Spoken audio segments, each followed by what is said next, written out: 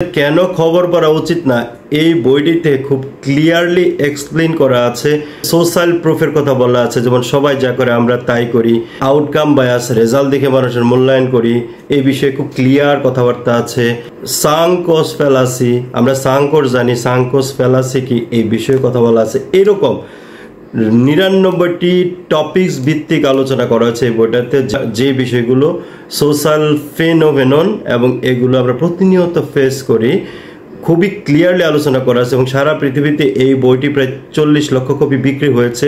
সুইজারল্যান্ডের লেখক রল্ফ ডয়েলভির the art of thinking clearly বইটি কিন্তু ইন্টারন্যাশনাল বেস্ট সেলিং। আমি আজকে 99 নম্বর চ্যাপ্টারটির রিভিউ দেব। 99 নম্বর চ্যাপ্টারটি হচ্ছে কেন আমাদের খবর পড়া উচিত না। আমরা দেখবেন যে বিভিন্ন সময় পত্রিকার পাতায়, ফেসবুকে বা যেখানেই বা হেডলাইন শুনলেই আতঙ্কে উঠি। কারণ কি? সেখানে লেখা আছে যে ধরা পড়েছে কাদের, মানে কোন কাদের, ভিতরে গিয়ে পড়ে দেয় অন্য এক কাদের। এরকম শত শত নিউজ আছে।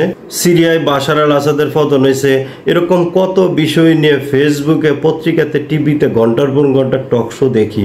এই বিষয়গুলো যে কতটা ক্ষতিকর এবং কতটা আনপ্রোডাক্টিভ সেটা নিয়ে আলোচনা আছে এই বইটাতে। গবেষণায় দেখা গেছে মানুষ গড়ে সপ্তাহে 12 ঘন্টা নষ্ট করে এইসব চলতি ঘটনা পড়তে, শুনতে, দেখতে।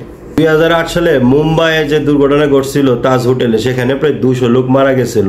এবং প্রতি মুহূর্তে খবর পড়া, দেখা, শোনা, ব্রেকিং নিউজ শোনা, আপডেট শোনা, লাইভ দেখা, যদি গড়ে 100 কোটি মানুষ দেখে থাকে এবং সেটা 1 ঘন্টা করে, তার মানে তারা 100 কোটি ঘন্টা নষ্ট করেছে শুধু এই সংক্রান্ত খবর দেখে, শুনে, পড়ে, যেটা 2000 মানুষের জীবনের মোট আয়ুষ্কালের সমান।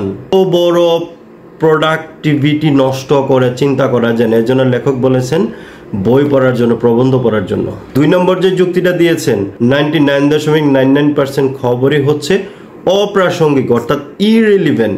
কারণ হচ্ছে গত 12 মাসে আমি যেসব খবর পড়েছি, কমপক্ষে তো 10,000 তথ্যপত্র খবর পড়েছি, সেখান থেকে কোন খবরটা গুড ডিসিশন নিতে, বেটার ডিসিশন নিতে হেল্প করেছে বা প্রাসঙ্গিক হয়ে এসেছে, গবেষণায় দেখা গেছে মাত্র 2টা খবর থাকে যেটা গুড ডিসিশন নিতে হেল্প করে। খবর যদি মানুষকে এক ধাপ এগিয়ে রাখতো, তাহলে তো সাংবাদিকতা পেশায় নিয়োজিত যারা, তাদের বেতন ভাতা, আয় একেবারে সর্বোচ্চ লেভেলে থাকার কথা।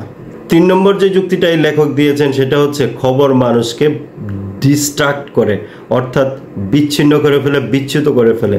যেমন খবর তো হরেক রকমের হয়, লোমহর্ষক ঘটনার খবর, দর্শনের খবর, রোমাঞ্চের খবর, ভয় আতঙ্কের খবর, তাছাড়া ইউলো জার্নালিজম তো আছেই। এই এক এক ধরনের খবর আমাদের ব্রেনকে এক এক সময় এক এক দিকে নিয়ে যায়, যেটাকে ডিস্ট্রাকশন বলতেছেন লেখক।